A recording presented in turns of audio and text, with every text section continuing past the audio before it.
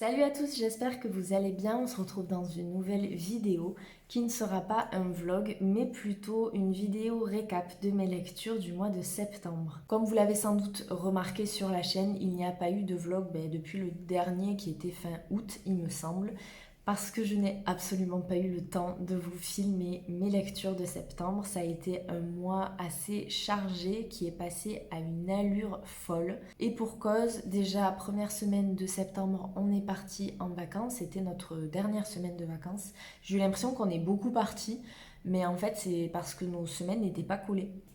Donc c'est vrai qu'on rentrait, on faisait une semaine de travail, on repartait et compagnie. Donc au final, on aurait dit que ça s'est étalé et pas du tout. Donc on est parti avec un couple d'amis vers Osgore. On a adoré cette région, enfin ce coin. C'est pas, on connaît pas vraiment la région. C'était incroyable. On a été très surpris de la gentillesse des gens. Mais vraiment, s'il y a des gens du coin là qui regardent mon vlog, mais cœur sur vous, vous êtes adorables, vous êtes accueillants. Honnêtement, on devrait prendre exemple sur vous, les gens du Sud, parce que je veux pas critiquer ou autre, mais on a quand même une belle leçon à apprendre, hein. Vraiment, on s'est régalé. J'ai essayé d'apprendre à surfer. On a fait beaucoup d'activités un petit peu sportives, padel, karting et compagnie. C'était très chouette, des petites balades à vélo et tout. Et on a eu en plus plutôt beau temps. Franchement, on s'attendait à pire. Et j'ai pu quand même un petit peu lire parce qu'on était trois à lire. Donc le matin, souvent après le petit déjeuner ou quand on rentrait d'une activité l'après-midi, on se calait sur le canapé et chacun on lisait environ 30, une trentaine de minutes. C'était pas des grosses sessions lecture, mais c'était quand même chouette parce que j'ai pu terminer un livre et en commencer un autre. Donc j'étais quand même plutôt contente parce que je pensais vraiment ne pas avoir le temps de lire. Petit aparté, si je zozote, si je parle bizarrement ou que j'articule pas trop, c'est parce qu'en fait j'ai un aft sur tout le côté de la langue. Ça me fait très très mal et en fait ça cogne contre mes dents quand je parle ou même quand je parle pas. Donc ça me fait mal et je pense que j'essaie de modifier ma façon de parler pour essayer que ça frotte parce que vraiment c'est désagréable. Ensuite, ce mois de septembre a été rythmé par l'organisation de notre anniversaire. Donc comme vous savez peut-être, j'ai une sœur jumelle et donc on a fêté nos 30 ans le 17 septembre. Ça y est, on est passé dans le cap de la trentaine et donc on a organisé une grande fête entre famille et amis, voilà, pour célébrer tout ça. C'était très chouette, on l'a fait le week-end dernier, là le week-end du 21-22. Vers Avignon, on avait réservé une grande maison à 18 couchages et tout, c'était vraiment trop trop bien, donc on a bien profité. Et là, forcément, j'ai eu très très peu le temps de lire parce que c'est une organisation, hein, le traiteur, déco, les allers-retours, bref, hein, tout ça, c'était une belle préparation qui nous a demandé un petit peu de temps. Et la dernière chose, comme vous le savez parce que je vous l'ai dit depuis le mois d'août, je préparais ma rentrée qui est très vite arrivée. Et donc septembre rime avec rentrée scolaire, c'est ma dernière année de BTS par rapport à ma réorientation professionnelle. Donc là, techniquement, dans un an, à peu près jour pour jour, parce que les résultats sont tombés là, il y a quelques jours pour les deuxièmes années, je devrais être techniquement diplômée. Je l'espère en tout cas, vraiment, j'ai tellement hâte si vous saviez. Quand j'avais terminé mon master, j'avais dit ouais, plus jamais je fais d'études, plus jamais je fais de mémoire, tout ça, c'est fini, c'est derrière moi, j'ai fait mes études quoi. Et me voilà 5 ans après, remettre ça, et là je suis encore dans le discours, non mais après plus jamais quoi, plus jamais vous me faites reprendre des études, vous me stoppez, je ne veux plus en entendre parler quoi. Donc bon, j'espère que ce sera vraiment la dernière fois et que je serai épanouie dans ce que j'exercerai en tout cas. Mais pour ça, on a encore le temps d'en reparler et je pense que vous allez suivre mes aventures dans le vlog parce que ça va être une année aussi assez chargée de ce point de vue-là. Et ça va être un petit peu un rodéo émotionnel. Sinon, parlons lecture. J'ai enfin terminé le gros bébé qui m'accompagnait durant les derniers vlogs que je vous avais fait. Tutura le père de Sandrone Dazieri, donc un auteur italien, publié chez Pocket. Donc ça c'est le premier tome d'une trilogie. Ensuite il y a Tutura l'ange et Tutura le roi, si je dis pas de bêtises. Je vous lis le résumé parce que je vous avoue que je l'ai un peu oublié. On va pas se mentir, j'ai une mémoire de poisson rouge, donc si je ne vous parle pas des livres dans l'immédiat, c'est mort. Non loin de Rome, un homme affolé tente d'arrêter les voitures. Son fils de 8 ans a disparu et le corps de sa femme gît décapité au fond d'une clairière. Le commissaire Colomba Caselli ne croit pas au drame familial et fait appel à un expert non conventionnel, Dante Torre. Aussi ironique que paranoïaque, il n'est pas un spécialiste en disparition d'enfants pour rien. Kidnappé à l'âge de 6 ans, il a grandi enfermé dans un silo à grains avant de parvenir à s'échapper. Pendant des années, son seul contact avec l'extérieur a été son mystérieux joaillier qu'il appelle le père. Et Dante en est sûr, aujourd'hui, le père est de retour.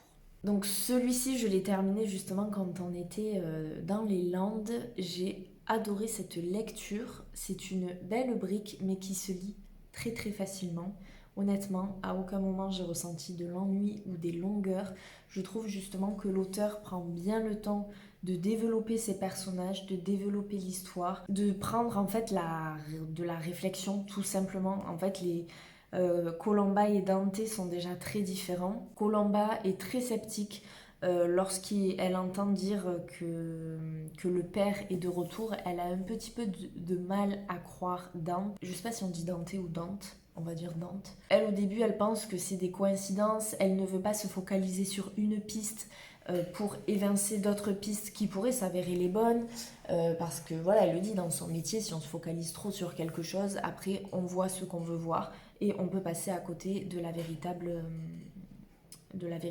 enquête, de la véritable piste. Et Dante, lui, est persuadé dès le début que c'est bel et bien le père qui est de retour, donc son kidnappeur, qui pourtant a été tué d'après la police. En fait, non, il s'est même suicidé d'après la police, mais Dante a toujours crié haut et fort que la personne qui s'est suicidée lorsqu'il est arrivé à s'échapper du silo à grains n'était pas le père, n'était pas son ravisseur. Et ça, la police ne l'a jamais écouté. Parce qu'en fait, ils n'ont jamais retrouvé quelqu'un d'autre dans cette ferme dans laquelle il était enfermé. Donc au début, c'est vrai que je crois que je vous avais dit que j'avais un petit peu de mal avec Colomba parce que, encore une fois, on est dans un thriller où le personnage principal est torturé et tourmenté. Il faut savoir que Colomba a vécu ce qu'ils appellent le désastre avec un grand D. Ça, on en entend parler pendant très longtemps dans le livre sans savoir ce qu'elle a réellement vécu. On sait juste que ça s'est passé à Paris il y a 1 an de ça lorsqu'elle était en service. Et là, lorsqu'on commence le livre, Colomba est en arrêt de travail. Elle n'est donc pas censée travailler et pourtant elle va mener l'enquête, mais un peu en zoom zoom. On sait juste qu'elle est quand même sacrément traumatisée, qu'elle fait souvent des crises de panique, des crises d'angoisse, des cauchemars. Elle a gardé des séquelles aussi bien en fait psychologiques que physiques, mais on ne sait pas réellement le comment du pourquoi. On l'apprend bien sûr hein, dans le livre. En tout cas, elle est quand même énormément connue, que ce soit par les journaux ou tout simplement dans les différents services de la police. Et on peut pas dire qu'elle soit énormément appréciée. Et au fur et à mesure de l'histoire, on apprend un peu plus à la connaître. On apprend qu'est-ce qui lui est arrivé. Donc voilà, je me suis un peu rabibouchée avec le personnage, mais quand même je ne comprends pas pourquoi dans les thrillers, les personnages doivent être torturés pour enquêter. Voilà, ça c'est quand même quelque chose d'hyper récurrent quand on en lit souvent. On se rend compte que 8 cas sur 10 sont torturés quoi. Et ça c'est un truc vraiment je comprends pas. Dante, j'ai adoré son personnage. Il est très excentrique, il est paranoïaque, il est claustrophobe forcément, enfin il a quand même été kidnappé des années, ça lui a laissé des séquelles, il n'a pas eu d'enfance, c'est quand même assez traumatisant, ça c'est clair. Et il se complète bien en fait avec Colomba parce que lui, il est très très très observateur. Il a le sens du détail et il n'a pas sa langue dans sa poche. En fait, il est aussi très but de décoffrage. Il fait pas dans la dentelle, il n'est pas politiquement correct comme peut l'être Colomba, mais de par son statut de policière en fait. Donc je me suis vraiment attachée au duo, pour moi ils matchent à 100% et je suis très contente de savoir qu'en fait on les retrouve alors dans les 2 autres je sais pas, mais pour sûr on le retrouve dans Tutur à l'ange, le prochain livre. Donc ça me met en joie et ça me donne très envie de le découvrir, mais ça je le lirai que dans 1 mois environ et je vous dirai d'ailleurs pourquoi dans dans un mois, j'en suis certaine que je le lirai. L'enquête a été très bien ficelée. Il y a des ficelles qui sont tirées un peu plus facilement que d'autres, mais pour moi c'est ok. J'ai passé un très bon moment de lecture, je ne vais pas m'arrêter ou chipoter sur ça. Une chose est sûre, c'est que je n'ai pas vu arriver les révélations, parce qu'il n'y en a pas une, il y en a 1000. Et voilà, j'ai hâte de retrouver les personnages, de voir leur évolution, comment ils vont évoluer. Il y a forcément une petite ouverture en fait à la fin de celui-ci concernant la vie de Dante. Voilà, on apprend quelques révélations et on se doute que ça va être développé dans les prochains tomes. Donc vraiment, ça a été un très bon thriller. Cependant, j'ai noté qu'il y avait quelques coquilles dans le livre de traduction ou d'erreur de frappe. Ça ne m'a pas empêché de le lire, attention, mais voilà, je m'en suis juste aperçue. Ça m'a un peu étonnée vis-à-vis de la maison d'édition de Pocket. Après voilà, je sais que ça arrive, l'erreur est humaine, et en plus de ça, c'est très rare quand même quand je m'en rends compte, mais là pour le coup, ça m'a quand même sauté aux yeux. Ensuite, j'ai terminé enfin une trilogie, je suis trop contente. Je l'aurai terminée comme je l'avais prévu, on va dire. Pour ceux qui me suivent depuis le retour des vlogs, vous vous douterez sans doute de la trilogie que j'ai lue. Il s'agit de Wayward Pines, donc c'est le tome 3, Destruction, aux éditions Totem. Je ne peux pas vous faire un résumé parce que c'est le tome 3, juste vous dire que Ethan Burke est un agent spécial, service secret il me semble, et il est envoyé dans la ville de Wayward Pines parce qu'en fait 2 de ses collègues devaient s'y rendre et depuis ils sont portés disparus. Donc il doit aller mener son enquête pour savoir qu'est-ce qui leur est arrivé et potentiellement les ramener avec lui. Parce que lui travaille à Seattle, ça se passe aux États-Unis. Sauf que quand il arrive dans cette ville, déjà il a un accident de voiture, donc il doit rester à l'hôpital quelques jours, il n'a pas les idées claires, il sait plus trop où il est, où il habite, qui il est, enfin bref. Voilà, il prend un peu de temps pour que tout se remette en place. Et il va très vite se rendre compte que la ville de Wayward Pines a quelque chose de terriblement mystérieux, de vraiment pas normal. Tout semble lisse et tout semble parfait dans cette ville. Un peu à la, vous savez, Wisteria Lane de Desperate Housewife. En tout cas, c'est comme ça que moi je me suis imaginé un petit peu le Wayward Pines, où vous savez, c'est vraiment les familles heureuses. Tout le monde est gentil, mais en fait les conversations sont très platoniques, sont pas très profondes. Voilà, ça reste en surface, on parle de la météo, du beau temps, mais c'est tout. Puis en fait il se rend compte surtout qu'il ne peut pas sortir de la ville parce qu'elle est entourée d'énormes clôtures électrifiées. Et donc là forcément il va commencer à se poser des questions. Il va retrouver la piste de ses anciens collègues, on va dire. Sauf que tout ne va pas se passer comme prévu, vous vous en doutez. Et il va se mettre dans un pétrin monstrueux parce qu'il va vouloir essayer de comprendre qu'est-ce qui se passe dans cette ville, pourquoi on ne peut pas en sortir. Il sait qu'on cache des secrets aux habitants, qu'on lui cache des secrets. Est-ce que l'accident de voiture en était vraiment un ou pas? Bref. Donc ça, on va le suivre sur 3 tomes, sachant que dans le 2, ce sont énormément de révélations. Franchement, ça a été une très bonne trilogie. J'ai lu les 3 livres en un temps record. Alors, je les ai pas lus à la suite, certes, mais à chaque fois que j'en commençais un, je le terminais, mais dans le week-end, vraiment. Il y a quelque chose de très addictif dans l'histoire, même dans la plume, dans l'écriture. Je sais pas, ça se dévore, vraiment. J'avais un petit peu peur du 3e tome parce que souvent quand on aime deux livres, on prie pour que le 3e soit aussi à la hauteur, pour que la fin soit à la hauteur, et pour le coup, je n'ai pas été déçue. Je ne peux pas dire que ça allait trop vite ou que ça a été bâclé, loin de là. Alors dans ce livre-là, par contre, il y a énormément d'action. Donc c'est vrai qu'on pourrait croire que ça va super vite, mais ça s'enchaîne bien en tout cas. C'est bien dosé. Et la fin, alors au début, peut-être j'avoue, je me suis dit, ah c'est ça la fin. Et finalement, non, c'est une bonne fin parce que elle est à double voix. Alors pour ceux qui n'aiment peut-être pas ce genre de fin, le lisez pas. Mais en fait, ça prend tout son sens et c'est à vous de choisir votre fin. Mais c'est quand même rationnel, vous savez, on a quand même une explication, il y a quand même une fin et compagnie. Sauf que ça dépend comment vous voyez l'humanité et l'homme avec un grand H. Voilà, donc en fonction de ça, vous choisissez votre fin. Et je trouve que c'est bien joué de la part de l'auteur. Donc voilà, ça a été vraiment une très bonne lecture.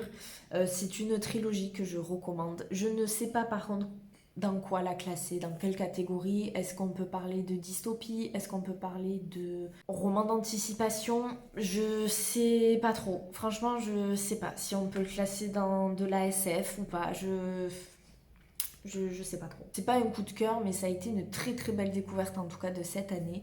On n'en parle pas beaucoup, il me semble, sur les réseaux et franchement, lisez-le. Vous serez pas déçus. Ensuite, on va s'attaquer à un livre. Je ne sais pas si je vais avoir les mots pour en parler, parce qu'en fait, je ne sais pas quoi dire sur ce livre. Il s'agit du livre de Claire Berest, Artifice, lié aux éditions Stock. Je vais commencer par vous lire le résumé. Abdelbak, flic solitaire, évolue dans une atmosphère étrange depuis qu'il a été suspendu. Son identité se dissout entre cauchemars et déambulations nocturnes. C'est cette errance qu'interrompt Elsa, sa voisine, lorsqu'elle atterrit ivre-morte devant sa porte. C'est cette bulle que vient percer Camille, sa collègue, inquiète de son absence. C'est son fragile équilibre que mettent en péril des événements mystérieux qui semblent tous avoir un lien avec Abel. Pourquoi a-t-il été mis à pied? Qui a fait entrer par effraction un cheval à Beaubourg? Qui dépose des exemplaires du Parisien où figure ce même cheval sur son palier? À quel passé tragique ces coïncidences le renvoient-elles? Pris dans l'œil du cyclone, le policier déchu mène l'enquête. Alors déjà, j'avais lu Rien n'est noir de cette même auteure que j'avais adoré, roman autobiographique et légèrement romancé sur Frida Kahlo, qui est très très court, qui se lit très très bien et qui est excellent. Et lui, je l'avais depuis un petit moment dans ma pile à lire. Je l'avais acheté, je me rappelle très très bien, à Montpellier sur l'Esplanade, mercredi ou un samedi quand vous savez les bouquinistes, parce que franchement enfin le résumé il donne envie, on va pas se mentir quoi. Mais je n'ai jamais vu passer ce livre sur les réseaux par contre, hein. J'ai jamais vu de critique ou autre, même au moment où je l'ai acheté il venait un petit peu de sortir, il était pas si vieux.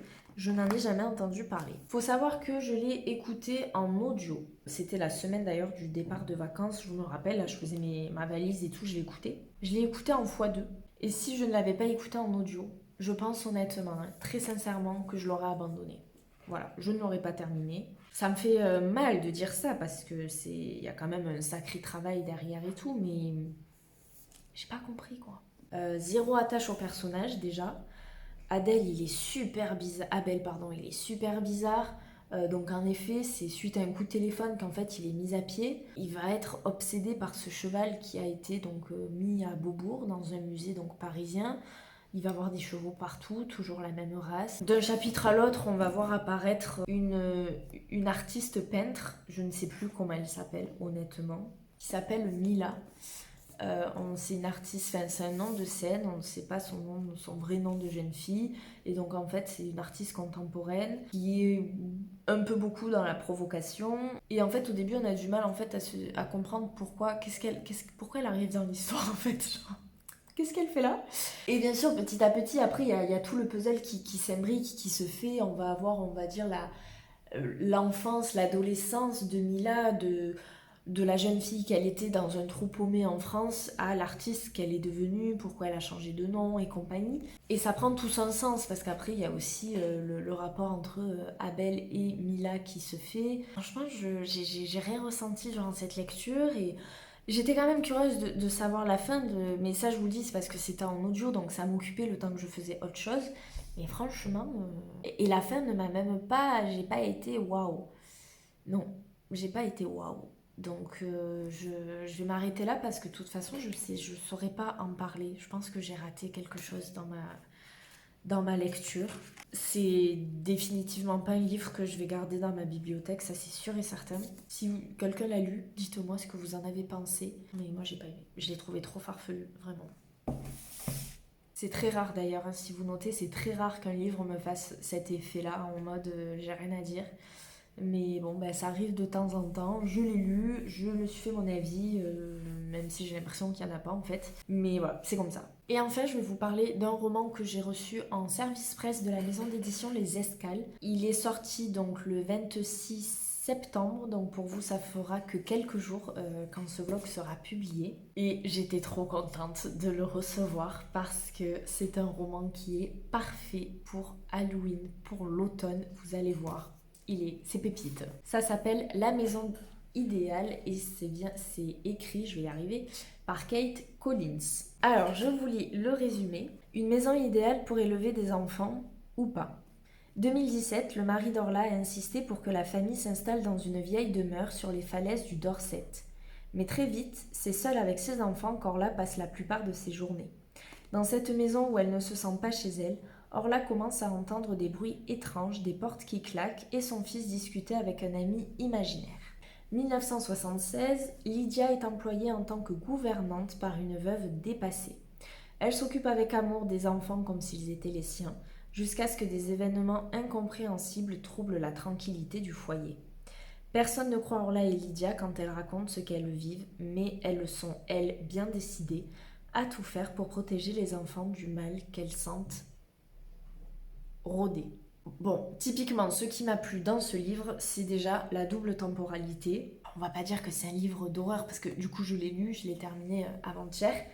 C'est pas un roman d'horreur, mais voilà, c'est un roman qui fait quand même frissonner, où on peut avoir un peu de paranormal. Et c'est également le fait en fait qu'il y ait une maison. Et que ce soit la maison, finalement, le personnage principal de l'histoire, c'est une maison qui est personnifiée et qui donne les chocottes. C'est typiquement la maison gothique qui est abandonnée, qui est sur le bord d'une falaise, assez éloignée du petit village. Elle a fait office de sacrée rumeur depuis des générations et des générations. Tout le monde au village en parle, tout le monde la considère comme... Ils disent pas vraiment le mot hanté, mais ils disent que voilà, il y a des choses étranges qui s'y passent, ils ne veulent surtout pas y mettre un pied.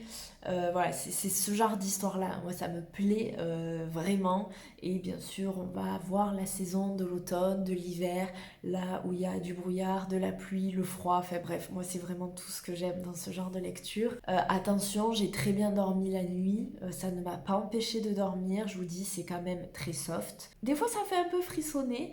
Je sais pas si vous avez vu le film Les Autres avec Nicole Kidman, mais on va dire que c'est un peu dans cette vibe-là, vous voyez. Alors, rien à voir avec l'histoire, bien évidemment, et le film, mais voilà, c'est pour vous décrire un petit peu l'ambiance qui peut régner dans ce livre. Bon, du coup, vous en êtes douté, j'ai beaucoup aimé cette lecture, ça se lit très très vite, donc on alterne des chapitres entre 2017 et 1976. D'habitude, j'apprécie plus une période que l'autre, et en fait, là, pour le coup, je trouve que c'est très bien équilibré. Vraiment, j'ai autant aimé la partie avec Orla, donc de nos jours, que la partie avec Lydia en 1976. Bien que peut-être j'aurais aimé que ça se passe encore un peu plus tôt dans le temps, vous voyez, genre peut-être début des années 1900 ou autre. Là, 1976, c'est quand même assez proche de chez nous. C'est un roman aussi qui est quand même très... Alors, je dirais pas féministe parce que je veux pas l'employer à toutes les sauces, mais je pense que ça met les femmes à l'honneur étant donné qu'il y a pas ou très peu d'hommes en fait dans l'histoire et que c'est vraiment les femmes qui portent tout sur leurs épaules parce que donc en 1976 Sarah, la maîtresse de maison, a perdu son mari et elle se retrouve donc seule avec Lydia, sa gouvernante, à élever 4 enfants. Il y a des jumelles. Oui, ça j'ai oublié de le dire aussi, forcément, moi quand il y a des jumelles, c'est j'adore. Il y a des jumelles, il y a un enfant en bas âge qui a moins de 1 an et il y a un petit garçon qui doit avoir 8 ans, un truc comme ça. Et donc c'est Lydia quand même qui a la charge d'élever ces enfants-là, de s'en occuper vraiment comme si c'était ses propres enfants, parce que Sarah doit se mettre à travailler, elle devient comptable, et donc elle passe ses journées en fait enfermée dans son bureau et s'occupe à peine de ces enfants-là. Et en 2017, c'est Orla qui doit s'occuper de Sam, son enfant qui a 5 ans, un truc comme ça je crois. Alors lui, il a une petite particularité, il s'arrêtait de parler du jour au lendemain avant même qu'il déménage dans la maison, donc dans le Dorset, il s'est arrêté de parler, il ne veut pas parler, on ne sait pas pourquoi. Et Orla a également une petite en bas âge qui s'appelle Brady. Elle vit donc avec Nick, son mari, qui est un gros red flag dès le début du livre. Je ne peux pas me le piffrer et je pense que l'auteur a tout fait pour que dès le début, on ait tous les signaux là qui s'allument dans notre cerveau, clairement. C'est le mec qui est jamais là et qui va reprocher tout un tas de choses à sa femme. Bref, ça c'est un truc vraiment, ça m'agace. Et du coup, ils vont décider de déménager dans cette maison qu'a repéré Nick, donc dans le Dorset. Elle nécessite beaucoup de travaux, on va pas se mentir, parce qu'elle n'a pas été habitée depuis des années. Et déjà lors de la visite, Orla trouve que c'est beaucoup trop grand, parce qu'en fait Nick s'absente la semaine pour le travail et il revient des week-ends. Mais autant il lui avait promis qu'il reviendrait tous les week-ends, autant il ment, c'est faux. Il ne revient pas tous les week-ends, donc c'est Orla qui doit s'occuper de ses enfants, de la maison qui est très grande.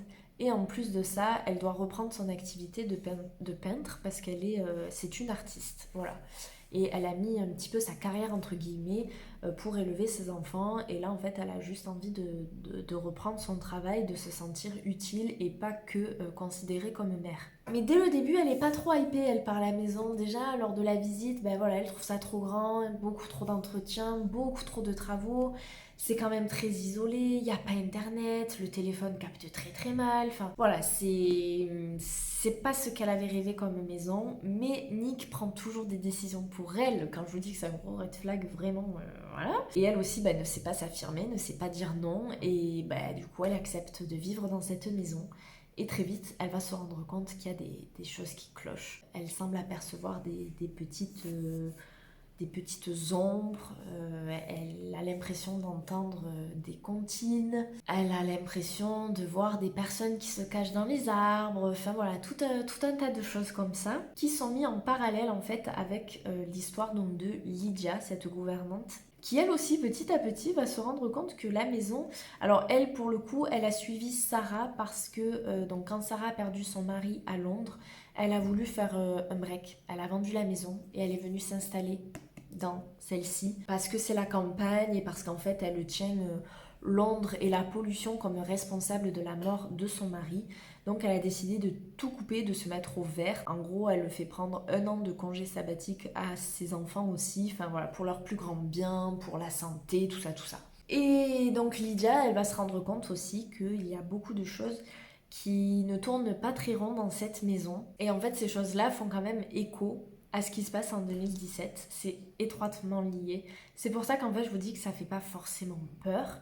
Mais voilà, bon, il y a des petits moments où on peut frissonner. Après, ça dépend des niveaux de peur aussi, forcément, hein. Et honnêtement, ça m'a fait mal au cœur pour Orla qui est seule, en fait, qui passe ses journées seule, qui est tout le temps seule. Elle a même pas moyen de locomotion pour aller au village parce que c'est Nick, son mari, qui lui prend la voiture. Elle est seule à vivre tout ça, elle se fait un souci de dingue pour ses enfants. Et donc elle va essayer de téléphoner à sa meilleure amie qui va faire des recherches sur la maison. Et forcément, elle va lui apprendre des choses qu'on veut pas entendre. Déjà, quand on se sent pas très bien dans une maison, on n'a pas envie d'apprendre ce qui s'est passé il y a des années.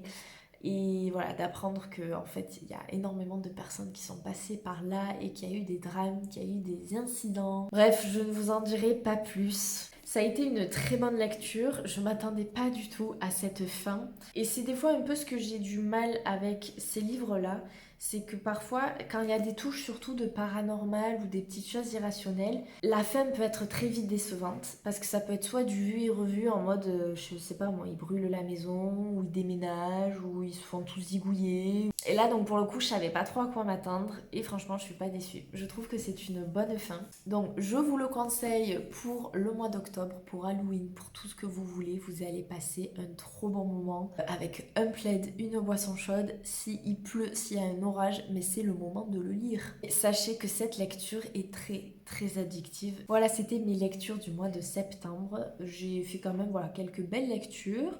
4 livres, c'est déjà pas mal, mais en fait, j'ai oublié de vous dire donc pourquoi je vous ai dit que dans un mois, je lirai la suite de Tutura le père. C'est une chose qui nous a énormément occupés aussi ce mois de septembre, mon chéri et moi. En fait, on part demain, oui demain. Et là, je vous filme une vidéo au lieu de booker mes valises. Tout va très bien.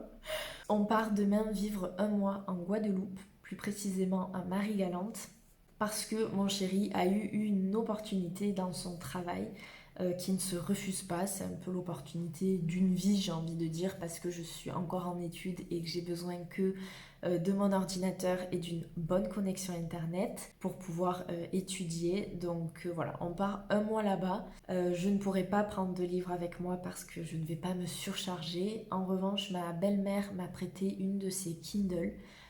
Voilà, donc je vais tester l'expérience sur la liseuse. Ça fait très longtemps que j'ai pas lu sur liseuse parce que Déjà, je n'en ai pas à moi. Là, je me dis, bah, c'est le bon moment. Au moins, je peux avoir des milliers de livres sur un tout petit objet super fin qui prend pas de place dans la valise. Je suis encore dans l'étape, je découvre comment on met des livres sur la Kindle parce que oui, je ne sais pas le faire. Je crois qu'il faut passer par Amazon ou Amazon Prime, je sais pas du tout. Donc il faut même télécharger une application Kindle sur son ordi ou le téléphone. Enfin, c'est encore un peu flou. Je vais y arriver, j'espère. Sinon, n'hésitez pas à me dire comment vous faites parce que je sens que je vais arriver en Guadeloupe et j'aurai passé 8 heures dans l'avion à lire rien du tout parce que je n'y serai pas arrivée avant demain. Bon, de toute façon, si j'arrive pas à lire sur Kindle, j'ai réservé beaucoup de crédits audio, que ce soit sur Audible ou sur Nextory, des heures d'écoute pour justement écouter des livres si jamais je n'aime pas la Kindle ou si je n'arrive pas à m'en servir. Donc là pour le coup demain on prend le train pour aller à Paris, on passe une nuit à Paris et ensuite on prend